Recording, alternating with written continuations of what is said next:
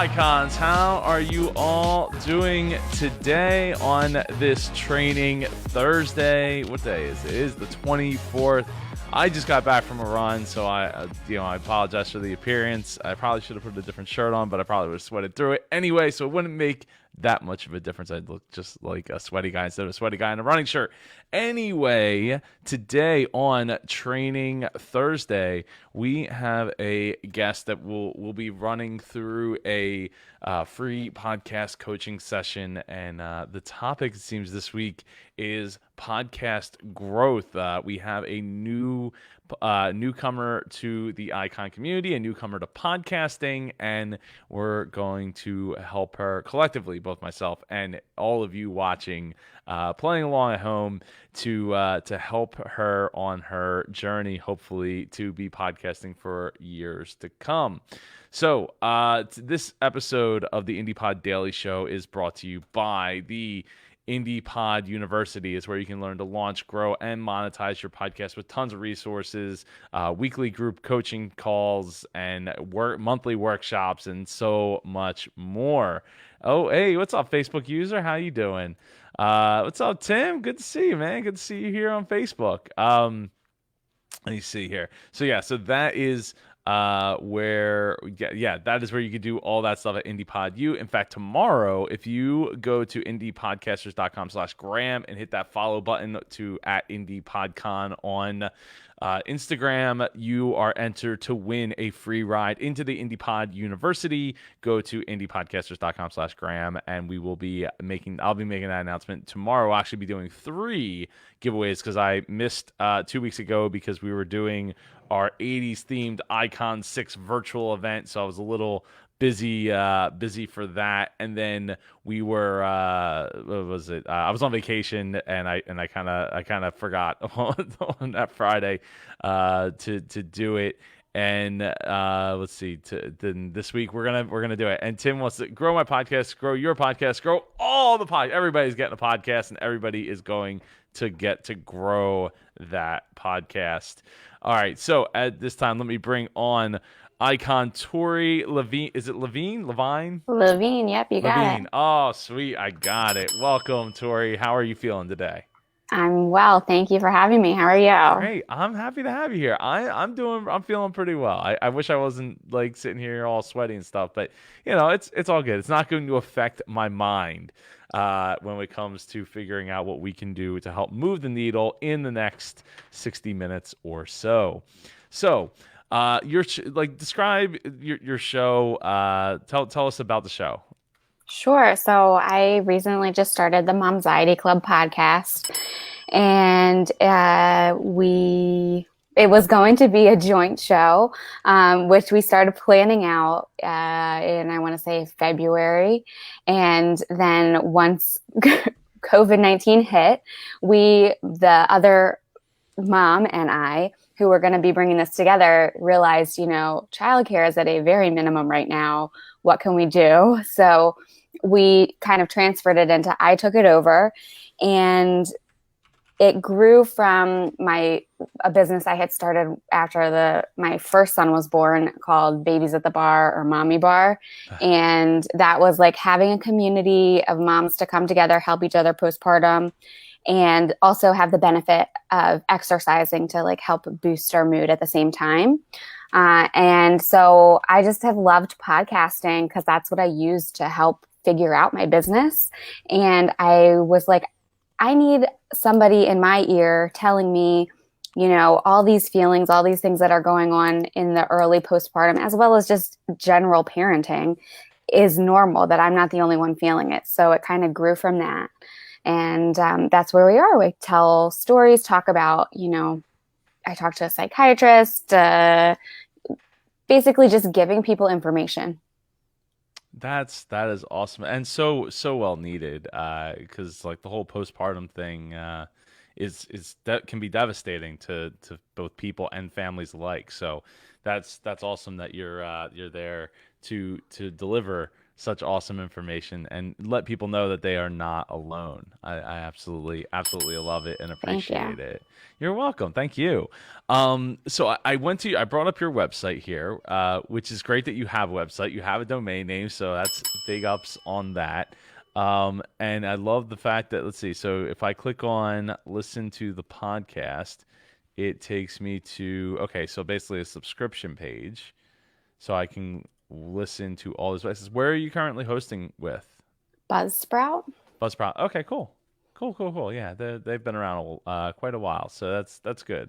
It's one of the ones I would I would like to hear, that you're hosting with. So personally, though, I've never used it, so I'm not 100% familiar with all of their offerings. But if you could get yourself like it sounds like people are crying over there. So it sounds like Momxiety is happening Yeah, at least literally it's right not next mine. to me. Yeah. So I don't know if do they offer a like a playlist button or something that you could play like right here off of the homepage would be awesome. Yes, they do. So I have like three different websites that I don't. Oh, So this was the first one. It was set up as like a landing page. I think I'm now using join.momxietyclub.com, and that goes over to my member vault where you can get free stuff. did I not spell it right? Hit join.momxietyclub.com.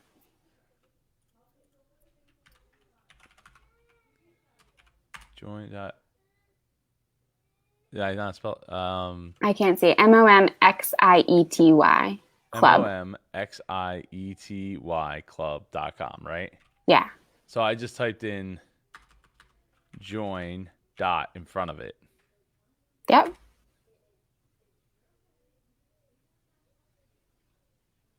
Okay, it worked last night. I don't know. Okay, there it goes. Okay. Well, because you know what it was? I think it was because there was the www in front of it, so it was treating it as like www dot join dot. Okay. Yeah, so it was like a subdomain of a subdomain. Okay, cool. So you do have that there. That's cool. So, is that what you get to if you hit that button at the top that says become a member? No. This is I can make it. That's a further inside page. Oh, okay.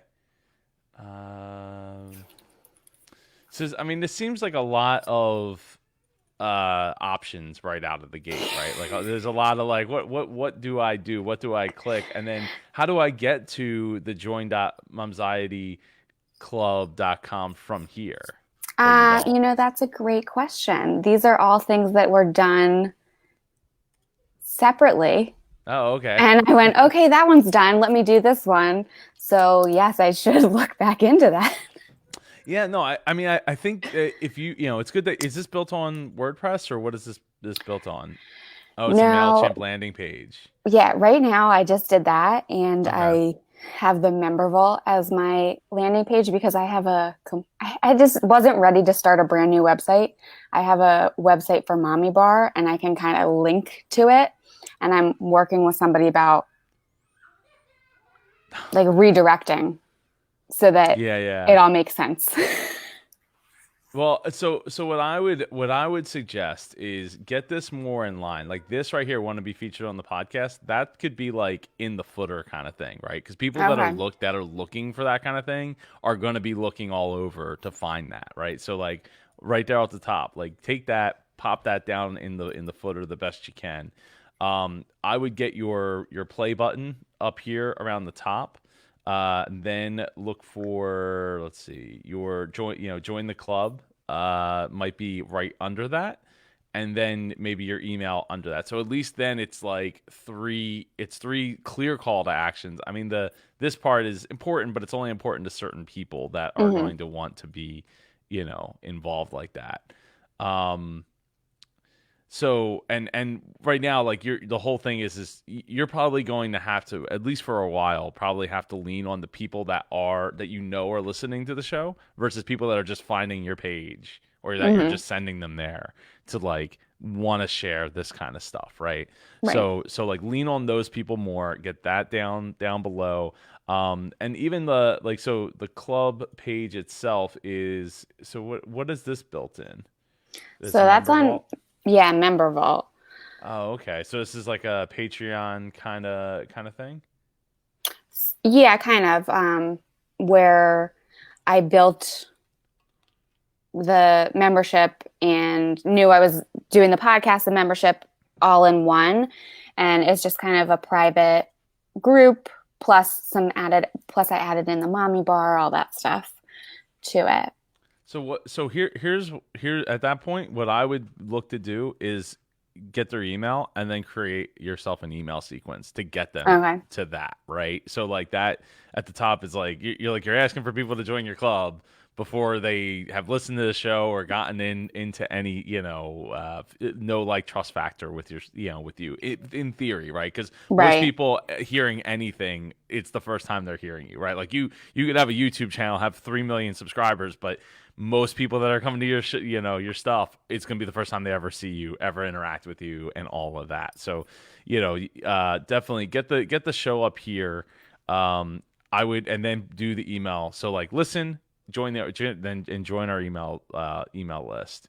And if you can at some point, maybe create like a quick like, hey, here's the your lead magnet, right? Your 5 blah blah blahs to deal with I have those. anxiety in the month. I have Yeah, like bam, like right there. tips for, yeah. There you go. So get that in here so they get that. Get them in the email list. Funnel them down into your membership, right? Because only so many. And funnel's an overused word that everybody Yeah. like blah blah blah blah blah blah blah. It's just a bunch of noise, right? But realistically, like that's what you do, right? Because it's great that you have an email list. I'm proud on that front. Great that you're thinking, paid membership club. Awesome. Like these are all great things. Just get that up there, the play button here, then get people, get them the lead magnet so that they get into the email list, and then in the email list, that's where you nurture to get people like into the club. Okay. That makes sense? Yes, that makes sense. Bam, awesome. So, how has recording your podcast been going? It's been good. I am a very last minute person. So Wednesday nights, I'm always up. Right here. We're right here. We're on the same wavelength. It's all good. I'm always up. I don't know. I think I am starting to get into the rhythm of what the intro should be like, the outro, those types of things. But Right. those are what I put off to the last minute. I can edit all the other stuff, the interviews, or write my own what I'm going to be talking about. But those intros and outros, I'm just like, those take time, right? Like, I mean, yesterday I was talking to our icon Annette Bone about creativity and stuff like that, and we talked for like an hour after we got done recording because we hadn't caught up in a while, and I was like, oh, it's like it's sometimes it's tough. Like when you don't do this every day, you kind of like forget, because I don't have a bunch of notes or anything. Like I do a lot of this off the top of my head. So, and I want it sometimes to come across that way because I want people to understand that like this isn't the super produced show or something to that effect, right? This is off the cuff in a lot of cases, and it's like I take a topic and maybe I'll make a couple of notes and I'll run with it. With that said, like you'll figure out like what your intro, but like what is could you do an intro read for me right now? about what? I don't know. So like your latest episode, right? Like what do you tell people in your intro? Okay, so I kind of just introduce the show first as like the very, very beginning. Say, hey, welcome to episode 10 of the Momxiety Club podcast. Today, you're going to hear my conversation with so-and-so about so-and-so. And then there's like a little bit of music, and then it goes into the official intro, which I read because I don't know. I haven't gotten that far into it yet. Yeah. But it says, hi, I'm Tori Levine, host of the Momxiety Club. I am like an anxious mom who Oh, this is not right. I'm losing it. So But this is the pre-recorded part that yes, this you're is the sharing. Okay. pre-recorded Hmm. where I say like I have a background degrees in mental health, psychology. I could just play it. I'm tormenting you for no You reason. are. So I apologize for that. Let me go back to where is the join? Where's that at? Could also get my notes out too. All right, here we go. Here we go. I'll share screen, share audio. So this is, I guess, your. Welcome to episode 10 of the Momxiety Club podcast. On today's episode, you will hear my conversation with Megan Bell, a registered dietitian and mom to an 18-month-old. She shares her experiences in early postpartum and shares some tips for nutrition during the postpartum period and beyond. Here we go.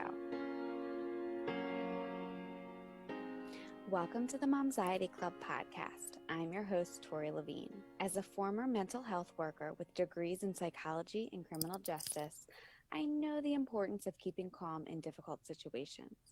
But when I had my kids, I found myself full of anxiety, constantly questioning if I was doing the right thing or how I was messing my kids up now. One day, everything clicked and I made a commitment to own my anxiety so it doesn't own me. And that's why I started the Momxiety Club podcast. Each week, we'll discuss all things motherhood. So join me and let's get rid of this momxiety together. Hello, my name is Tori Levine, and I went to... So did you hear something there? You've introduced yourself like three times. Yeah. Times in the first Yeah, I minute know. and a I half. feel weird about that. Understand And that. also, I'm so embarrassed. I was doing Why? this last night and I normally use Auphonic, but Okay. I was like out and Buzzsprout now has this magic mastering thing. Hmm. And it's been offering me a free one to try it out. And I forgot to click it. So I didn't do it. It's like really bad. I'm going to have to go redo it and update Ah. the thing Yeah, quick. I know a lot of people that love Alphonic. I personally have never used it, but I know a lot of, it comes highly recommended for sure. Well, this episode actually would have been like the really, really good one to use it for because I noticed my levels were all off and I was loud and then my guest was very quiet. So I was like, I'm going to go fix that later. And then I Oh wow, yeah. education with hearing the name a lot thing. And sometimes people only So yeah, that's a correctable thing. Like you could fix that audio and then just re-upload the MP3 file and you should be good. Yeah. So it's not the end of the world. And so but the thing I was pointing out about like introducing yourself 3 times over and over and over again. Yeah. I would really think about getting somebody else to do your intro. If you're going to keep a recorded intro to explain everything that you're doing, I would think about getting somebody else to do it. I have somebody in mind. I will reach out to, if you're open to it. I'll reach out to that person. I think they would do they're a professional person, so they would do a really good job for you. Yeah, no, I feel like I hesitated to do that just because I'm not sure that I'm committed to the phrasing of the intro.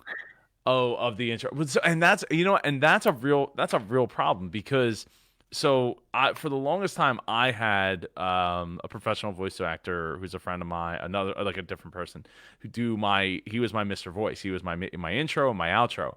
But the thing is like the whole like copyright thing, like every year I had to get him to like say the next year, and then it over time like I started shortening up my intro, so I didn't include his whole intro. In fact, at one point he was just the outro for the show. But when I won the business podcast of the year award, I actually sent him a trophy as well, because he was the only other person on the show every single episode. Though there was a long stretch where I had a co-host, one of my best friends, who would do the pre-show with me. So we would do the pre-show, and then I would go into the interview would be like tacked on afterwards. But so things do evolve, especially right now, right? so to me, I think one of the things that a lot of shows seem to do, and you probably have picked up on it, is like take a clip of like the most interesting thing that's said and like pop that, especially since you're doing the editing process of. I assume you're doing it yourself. Mm-hmm. Yeah, so like at that point, it might make sense to like find a way to work that in.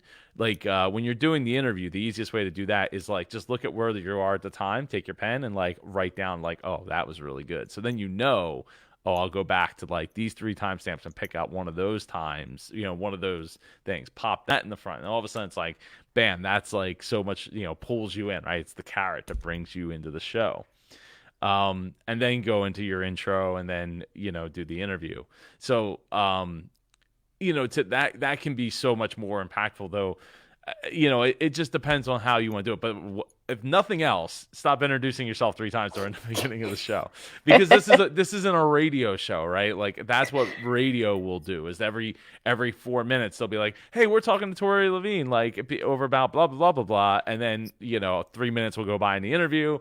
We're here with Tori Levine, and it's like as if you weren't listening 3 minutes ago. It's actually quite annoying when you actually listen to long form interviews, which I listen to on Saturdays. Here in Philly, we have some really amazing people in our sports community that do these interviews with like classic, legendary players and stuff. Let's see. Oh, this says Chris Stephen Knight says right. Chris Knight. What's going on, Chris? We're going to talk later. Very good points on the intro. Much too long as well, in my novice opinion. Yes. So that's one of the things. Like the intro gets shorter, but to me, when you're just getting started, like again, if very few people have heard of you and you're letting they're just coming along for the ride, like it doesn't hurt to start out like a longer form, and as you gain more listeners and stuff like that, you start turning it up. Because I'll tell you, like the emails that I got from friends of mine who listened to my show back in the day, where I was like, I'm gonna put music under my intro, or not under my intros, my whole episode. They're like, Joe, you need to stop, and I'm like, what? Why? They're like, because I'm tired of hearing the same like 20 songs over and over and over again when I'm binge listening to your show. I'm like, okay. I'm like, good, because I'm tired of laying them under all the tracks. Yeah. Each song's only like 3, 4, 5 minutes, and I got to do like 20 of them in a row to like do it. And there's only so much non licensed music I can get that makes sense to lay under these interviews. So it's one of those things where it's like, okay. As time goes on, you shorten it. And like I said, I got to the point where like my intro for the Super Joe Pardo show was just like literally like, welcome everybody, and it's just, and we go into it, right? It's live. There's no pre-recorded anything, but that's because I also record live. Like in a lot of cases, I'm not like editing it after the fact and like piecing it together like that. Like I could do that, but I choose not to anymore because I got 2 little kids and time is at a value, is super precious. So, so things that like that to think about. But so you've made it to 10 episodes. Are you planning to go past 10 episodes? Yeah. Good. And how often are you releasing at this point? Every Thursday.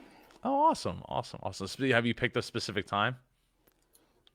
I believe it's 6 a.m. I generally just schedule it out as that's been consistent. Yeah, no, that's good. That's good to pick a time and a day and all that. Yeah, my day and time used to be Tuesdays at 8 a.m. Now it's, well, with that show, it's whenever. And with this show, it kind of is whatever, because when you have guests on, you're trying to like fit with them for the most part. So yeah, so it's just one of those things. But so sometimes there's rules, and then sometimes there's good reasons to break those rules. And if you're editing and you're producing out and all that, when you record, what are you using to record with those interviews? I just do them on Zoom. Oh, okay. Well, it works. The audio quality is okay. It's not bad. The audio quality on Zoom is not bad. The video quality on Zoom is terrible. As I found out after our Icon 6 event, because I don't really use Zoom at all. In fact, I paid for it to use it for the conference and then have canceled my subscription. Like the video quality is really not great. but it's also but it's there, right? Like it's something you could totally use, and I would suggest doing that. Have you created a YouTube channel at all? I have one for Mommy Bar and I have videos on there. And I did create one for Momxiety Club because the plan was to like record our conversation, my friend Carrie and I's conversations. But then when it went to just me, I was just like, and I edit, it looks really bad. That's why I switched from YouTubing to podcasting because I can edit the words together a lot better, but to like jump from here to here to here to here as Video, we're yeah. editing. Video is it's. I mean, actually I prefer to edit video over audio at this point. I mean, I did a lot of audio in the past, but I prefer if I'm going to do something, I'd rather shoot it video and then edit it. And the reason is because I can be much more creative with video, like with the shots, or like, hey, I'm gonna go like throw the drone outside for a little while, or like get some time lapses and like kind of bake things in a little bit differently. So I prefer that, but I would definitely think about creating a Momxiety and then just record the videos, and then maybe not. I don't know how much. You don't necessarily have to edit those videos.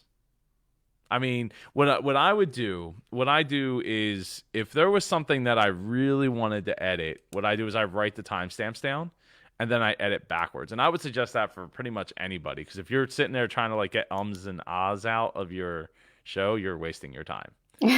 Like seriously, because think about it, like you're when you get to episode 100, is it going to matter that 80 episodes ago that you trimmed 2.5 minutes off of your hour-long podcast? Yeah, no, I understand that. Spend an hour and a half to do it. So this is my thing. I am a much more off the cuff person when I'm teaching like exercise things. When I try to get what's in my brain out of my mouth, it does not work very well.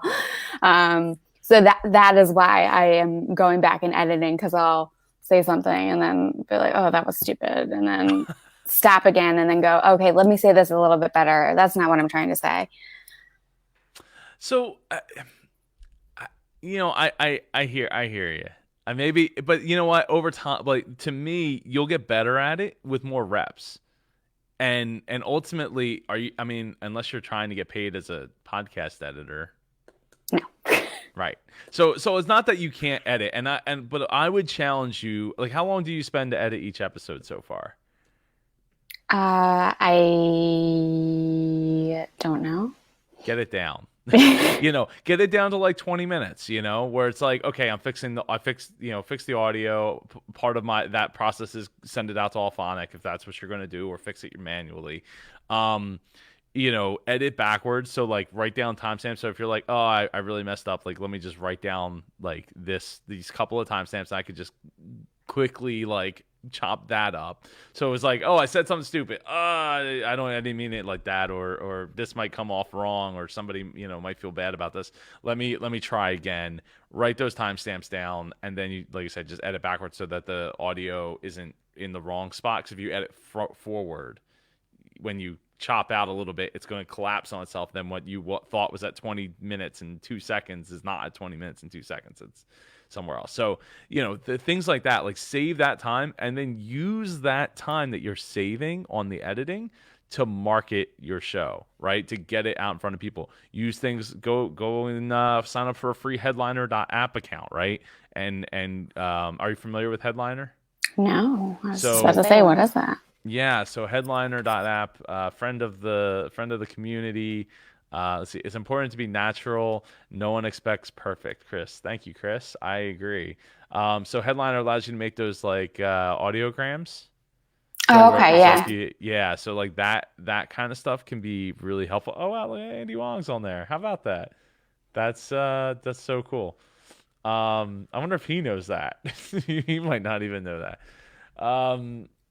So it's one of those things where it's like little things like that, where it's like spending more time to promote the show than worrying about every little, like I said, if you're spending an hour to edit the show, challenge yourself to get it down to just 20 minutes worth of editing, so you could spend that 40 minutes pushing the show out to other people, contacting other people, maybe reaching out to to like other mommy bloggers out there, things of that nature, and getting them on your show so that they have a reason to promote the show as well. Like those are things that, if you really want to grow it faster, like those are things that are going to help you, right? Do that rather than taking out a bunch of ums and ahs and like it's, mulling over every second of the show. I mean, people are there for you and your personality, right? And the more you let that shine through and the more you spend the time to talk with people and the more time you spend to like put it out there and, just get people's attention for even just the 10 seconds, that's going to move the needle so much more than worrying about taking a 48-minute thing and then chopping it down to 46 minutes because ums and ahs are going to rule the world, but are going to ruin the world. So those are the things that's how you need to think about it, right? Because you have a job too, right? This isn't your only gig, I imagine, right? Right. And obviously you have kids. How old are your kids or a kid? I have a 19-month-old and a 6-year-old. Oh, that's awesome. Congratulations. Thank you. You're welcome. Mine's 4 and 2, so it's not far off. Yeah. So those are the types of things that are gonna give you the growth that you're looking for to get there faster. Because you're trying to build you're building your own island, right? Like, you're not going to YouTube where it's like, oh, they already have everything built. Like, there's the island and the buildings and the coffee shops there and they have their own movie theater. Like you're trying to build the island from scratch, like get people there and build this community. So, fixing up basically just taking what you have for a funnel already and just kind of shaping it so that people, fall in line with how you want them to go. Because there's very few people that are going to go to that page and be like, I'm going to sign up for the club. Sign me up. Take my money. So Yeah, this kind of like was built out of, it was going to be the top of my funnel for kind of combining everything that I wanted my business to be. So that's awesome. Yeah. And you're already there. You're already doing the things. You just put it in the right order. Yeah. And then, like I said, don't worry about the editing as much. Focus on what you can, you really can control. Because at some point, if you get enough people in the group, you're not going to be editing anyway. You're gonna send it off to somebody else, right? One of the countless editors in the icon community will gladly take your money and edit your show, and I don't blame you. And so that's what I would look at doing is spending that time, put that effort where it's going to make the most difference, and it's not in you spending an hour to edit, but as little as possible to get it where you want it to be. I assume the pre-recorded intro you do, you already have that pre-recorded, right? Like you're not re-recording that every episode. It depends. Sometimes it's easier for me just to quick record it as I'm recording the intro. And other times, then go find it. I'm not that great with organizing all of this stuff in the computer. Well, that will come with time. That'll come with time. I mean, to me, having this anything pre-recorded that you can just like snap in. I remember when I was first starting, one of the gimmicks I was doing was like, hey, what's your, when I'd have a guest on, like, what's your favorite song right now? And I was like, oh, okay. So I would like take a clip and I would manually try to like play it out so that it fit right into the intro and all that stuff. And then a friend of mine, Brian, was like, yeah, you need to stop doing that. He's like, because what's going to happen is you're going to get big enough one day and then it's going to become a problem that you have all this back catalog that you can't, utilize because you have to go back and re-edit out this back catalog with copyright music. I'm like, yeah, you're probably right. Because that's what they did. They had a YouTube channel that would take YouTubers and then roll them into their network, like and under a huge subscriber base all around like sport. It's like a sports net. It's like ESPN for kids kind of thing. So yeah, that was the whole thing. So anyway, pre-recording as much as you can to get it so that you're spending less time doing that part of it. Like I said, maybe utilizing the content that's already in the episode, like any part of the conversation that stands out as like attention grabbing, drop that in the front. Things of that nature. Like that's what you could do to really make a difference. Now, because now you got me thinking, because like Tori, like I have.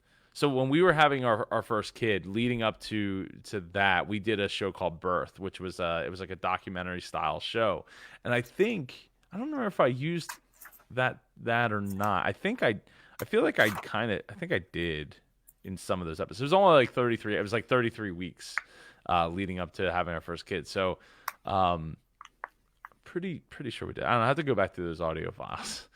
But yeah, so that's that. Yeah, the more you can pre-record. Do you have an outro for your show? That changes. No, I do not have one. I'm trying to find the balance where I say, like, subscribe, this, that, blah, blah, blah, blah, like all those things without it being a 20-minute long outro or even in the intro. Like, where do I put that? Do I put the, hey, like and subscribe and rate us on Apple Podcasts in the beginning and the end? Just the beginning, just the end? No, definitely not the beginning, because Okay. like that's asking, because anybody that's just finding you, that you're asking them to go rate, and and ultimately, I don't know if anyone told you, but like rating on iTunes doesn't mean anything. It doesn't help you get more exposure I did or not anything know like that. I thought it did. Yeah, no, it doesn't. So it's good to have some, it's good to have some reviews. So when people find it, like, hey, like somebody listened to it, somebody was, paying attention. But yeah, I don't. It doesn't actually affect that. So downloads do. Going and like give me your phone and like subscribe on people's phones and stuff like that. Those downloads can help. But Okay. the ratings is just nice to have. So when it comes to like outros, like one of the things that I do and has really like helped over the years is, asking for people to do something that's like non time sensitive is really really helped. So one of the things I do is I ask them to tell somebody who's into that thing, right? Like, hey, tell your best mom, your best mom friend or something to that effect, like Yeah, I about the have. show. Yeah, I do ask. But again, I don't know if I ask in the beginning, the end, both, what I do. So. Yeah, so that like, things like that, because that's really word of mouth is like the best thing that you can get, right? And even just having somebody like hit the share button on Facebook or something is only going to have so much of an effect, right? Because you're not Right. controlling who's going to actually see that, who's actually going to see that message. So like that message that you're putting out there might not apply to most of the people that are actually going to see it, because just somebody hit the share button, right? Mm-hmm. So like to me, it's like, hey, if I'm asking my, the people that are listening to like, hey, share it with another mom, like maybe they actually will. I'm not asking them to like go to this long web address and blah blah blah blah blah blah blah. I would also say like if you want more resources, go to momxietyclub.com. And then that's where there, like, boom, you have your lead magnet. And once you want, like, if you get to the point where you get yourself like a WordPress site, then you could get into like the point of like doing a lead magnet for every single like episode you put out. So it's like, okay, I go to the page. Yes, I'm looking for XYZ thing. Like that can really help as well. Because then you're growing the email list, Mm-hmm. and having people, like, you can funnel them into like different tags that you have, like if you're like, oh, like people who haven't had a kid yet versus people who are in postpartum versus people who are just stressed out because their kids won't stop screaming and crying for hours on end, and I don't know what to do. Things like that, like you could start to like tag that out, and then all of a sudden like you could really target who you're giving this stuff out to, like, dishing out new information to. Okay. So yeah, so so the other thing is which might help. It depends on how you feel about it, but what I would do is I would look at also putting together like a free Facebook group, just so you have a pool of moms to like bring together. So that way that you you have a set of people to market to, right? That on like in their feed where they're already scrolling through every single day. and then use this as the upsell. I mean, we do the same thing here with the Icon community, right? Like we have the Icon community, it's free. I'm here almost every day, and then we have the the Icon University, which is scrolling below, where you can learn to launch, grow, and monetize your podcast. So it's one of those things where it's like it just gives you another level of pool of people, and you can ask for their email address when they join the Facebook group, right? And the other thing is searchability, which I don't know if everyone takes into account searchability for Facebook groups, because look, when we had the name Mid Atlantic Podcast Conference, we had like 400 people in the group. We had already had 5 conferences and some events and lots of podcast episodes and all that stuff, and it was growing year over year, but very, very slowly. And then all of a sudden we changed the name to Independent Podcast Conference, Independent Podcast Community, and bam, all of a sudden like 6, 7, 8, 10 people a day were joining the group. So that's without, again, zero marketing. So just like people searching, they identify, bam, I'm in, right? And then it opens up so much more, like another search avenue for you, without having to necessarily go and like build a whole WordPress site or some kind of site that you can get like more SEO out of it and things of that nature. But that definitely would help. Okay. So, yeah. I had one. You had a WordPress site, or you had a group? I had a group, and this was from 5 years ago. But then I changed it. I transferred it to like the membership, because it was just it was too much for me to handle. Really? So how many people did you have in the group? Like 500, I think. I mean, that's awesome. And you transferred it to so basically you closed the group. Yeah. In favor of just going to a free, or to a paid, right, a really community. like a really low cost, high value. How did that work for you? I have members. I mean, it really shrunk, but I have members, and so that was my other question when you were talking about that headliner and stuff. Where I was previously, I was like, oh, I'm going to go hard on Instagram, and then I was like, but I don't think that's where my people are hanging out. I think they're more hanging out on Facebook. So I have to go into the Facebook page and do that more. Are you a pick one, go that route, or are you a throw it all out there? It depends on what you can sustainably do, right? So it's like if you have, it doesn't hurt to get the name, right? Like, because we had, I created the you can follow, that's actually scrolling below, the @IndiePodCon for Instagram a while ago, like right when we switched over the name, and we had people follow, we had 153, and I think we were 200 some, 300 some followers, and I hadn't posted a single picture. It wasn't until I had the time to sit down. I had bought the AppSumo deals for Social Bee. It wasn't until I had time to sit down with that to say, oh, okay, I already have 5 years of event photos, probably thousands of photos that I could push into this thing, and it'll just auto, as long as I put in the right text, it'll auto throw it out there, and it's been growing since. So, is it, do what generally it is a one, pick one thing. Like our Facebook page spits out to our Twitter handle @IndiePodCon, and then our we have stuff that's going through Social Bee that's going to all of those. So if you have a service like that you can lean on, then do them, right? Otherwise, just get their name, secure the names, but I wouldn't push them otherwise if you're not going to do anything with them.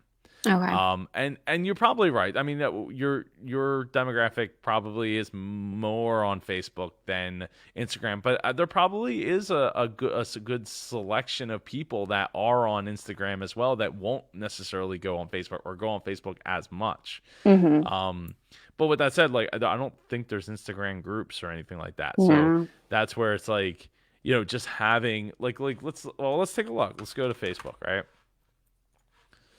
That's one of the things I love about doing this show is being able to just bring it. I'll bring up my screen and we'll find out together. So if I type in Momxiety, what is going to come up? So there's Momxiety TV and podcast. Is that you? That's not you, is it? No, that's not me. Momxiety Club membership. That's you, right? Yeah. Okay, so that's the paid membership. Mm-hmm. Moms with anxiety. Huh. So I wonder if mom anxiety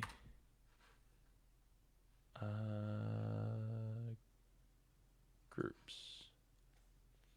Vlogging episodes of a mom with anxiety and depression. PM. Pediatric emergency mom. Huh. That's 7,400 people in there. I did you know what that means? I don't know what that means.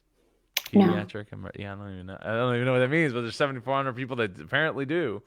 And moms with anxiety. Yeah, I mean, so things like that. Like, I think having a free group that will definitely. I mean, because there's a lot. Obviously there's a lot of room here for people to find. Mm-hmm. You find that group in here. Yeah, this is. If you put in the right thing, it seems like the only one is moms with anxieties, the only other group. So, and when you have 18,000 members in it, there's bound to be some kind of drama kind of thing going on that like people are going to be looking for other places to go anyway. But it's also proof that like, hey, there's somebody's looking for this stuff, right? So I know that running a free Facebook group can be like it can be time consuming and stuff, but if you limit your exposure to it to a certain extent, like if you set boundaries for it, like you could definitely have a nice pool of people. Maybe it's maybe it gets to 500 or 1,000 people, and then you look at like, okay, so at 1,000 people, if I can convert 10 of those people to $10 a month or $20 a month or $30 a month, like all of a sudden that opens up so much more for you to ultimately. I would imagine that you're looking to build the community to float, your business and maybe a whole new revenue stream that you don't have. Do you have your own practice? Is that what you do, or? So I teach the Mommy and Me classes online and through the membership, but I am a Pilates instructor. I have a private studio in my house, and that's the primary thing I do on top of semi/stay-at-home mom. So this could absolutely supplant that. Like, I mean, you start talking about like 100 people signed up, 20, 200 people signed up, like that alone could start to supplant that. If you start looking at like $20-$30 a month membership, like, all right, great. Now all of a sudden, it opens up so many more doors for you to be able to be like, okay, I can focus more time here in the free group because I'm paying dividends in the paid group, right? And that's the kind of things that you have to like look at. And obviously it's not overnight. It takes time, and you can ramp up over time, but I would look at doing that. And if nothing else, it gives you a base of people that are looking for this type of stuff, and you offer a podcast now. So you're already once a week you're giving some level of awesomeness to them without even having to do anything extra to provide it. Mm-hmm. Like you're already going to do the podcast anyway. So it's just another level of opportunity for you to both market it, but also to provide, free stuff to those people. I never thought of it that way before. As I knew the podcast was going to take up a lot more time. So I was like, I'm not going to have the time to create these pretty pictures and things to put in a free Facebook group. So, well, it doesn't have to be, it doesn't all have to be original either, and I think that sometimes like we as creators get wrapped up in this idea like everything's got to be original, it's got to be the best idea ever, and blah blah blah. And it's like, well, no, it doesn't. It doesn't always have to be that pretty. I mean, if living proof right here, it doesn't always have to be that pretty, and it doesn't always have to be that necessarily available. Because like, and that's something I've had to learn here, right? With this community. Chris says there is a way to reach all those other related groups via Facebook ads to draw them to Tori's group. Yes, no, absolutely. But that's a whole paid thing that like you don't even have to necessarily go down that road just yet, right? So that's one of the things that I was saying was when I started doing this show daily was like I gotta do, I'm gonna be on Facebook Live every single day, and it's kind of been a little shaky over the last couple of weeks for different reasons, but um, the point there is like you get to a point where it's like it almost becomes too much, like you have too much access to a person, like you're giving up too much, so then there's like no incentive to like take that next jump and say, Right. hey, I want to join a paid community, I want that extra level of attention paid to what I'm trying to accomplish. Like that's the kind of stuff that like I said, I had to learn. So like going from being every single day I was delivering a whole nother topic, a whole nother topic, a whole nother topic, a whole nother topic, to okay, Mondays I'll try to get on Facebook Live, and we'll do motivational stuff to keep people on the podcasting path. Tuesdays, it's tech, but it's like how many different, like, unless I keep buying things online, there's only so many pieces of tech. I mean, I have a lot of tech, but like there's only so many pieces of tech related to podcasting that I could talk about. So, and I'm not going to I'm not going to spend $3,000 on a microphone to have a review about it. Like, it's not that important, right? Because I also think that you can do it with your phone, so it's not it's not that important. So it's like, okay, well, let's talk about other things, and we don't have to talk about just reviews on tech. We could help people with their tech on Tuesdays or whatever, and that could be maybe a post. And on Wednesdays where I'm doing the interviews, right? So I'm definitely in on Wednesdays. I'm definitely here on Thursdays. On Fridays, it used to be like a free, I was just gonna talk about I think it was a beginner topic or something like that. So it's like, okay, so instead of doing that, let's recap what was talked about over the course of the week, give a free ride into the university, so it's promoting the university, and then Saturday and Sunday, or I think Saturdays was like scholarship Saturdays or something. So that was when the newbie topic was going to be, and now that turned into social Saturday. So I do a quick, like, it's the weekend, I'm with my kids, like sometimes Ava jumps in the video, and I just do like a quick 2-3 minute thing, like, hey, like, happy social Saturday, post your social media link below. Sunday is Shine On Sunday, so that's where I want you to post your newest episodes and connect with other people, post your newest product or your newest service, your newest book, whatever you got going on, like post it in the thing below, so at least we can keep this stuff straight. It's not like just random posts like constantly coming through the group. Right. So it's like things like, it's like, okay, so now it's like I'm still there, but I'm not having to produce like a brand new topic every single day for the group, and at the same time, like, I can give another deeper level to the paid group and make it so that there's even more value there than necessarily just the free group. And that's one of the reasons I do this free training Thursdays, is so that I have an opportunity to at least show, like, hey, Joe kind of knows what he's talking about a little bit without having to demonstrate it 7 days a week. Right. I guess I need to, I know a big part of it is that I'm like a perfectionist, so I need to get over that. It's the enemy, right? Right, because I have those like milestone Monday, training Tuesday. I have had those over the years, and it's just like, well, it wasn't perfect, so I didn't put it out there. So, well, and at that point, like I said, like, lean on the community for what they have going on as well, right?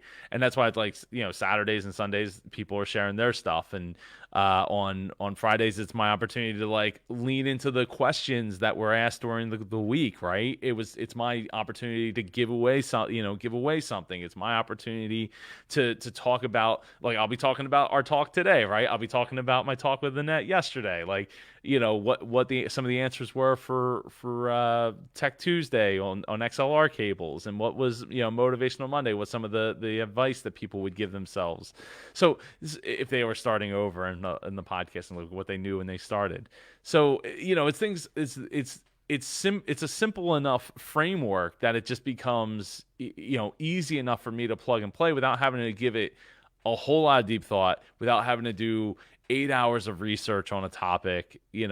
I don't need to be the expert on everything. I just need to be the expert on bringing people together, make sure they're having a great time. In your case, it's taking care of the momxiety and helping them get to tomorrow, right? Right. And then the next day, and then the next day, and and make a little progress each day till we get to the point where it's like, this isn't the end of the world, right? It's not, life is going to continue to go on, and sometimes it is just we got to get to tomorrow. That's we get to tomorrow, maybe things will be a little bit better and a little bit better and a little bit better. Get to bedtime. That's the key. Yeah, right. Exactly. Well, exactly. And sometimes that takes forever. I know Ava, man. Last night she's like stacking all of her animals up on her bed. I'm like, I come up there at like 9:30. I'm like, what are you doing?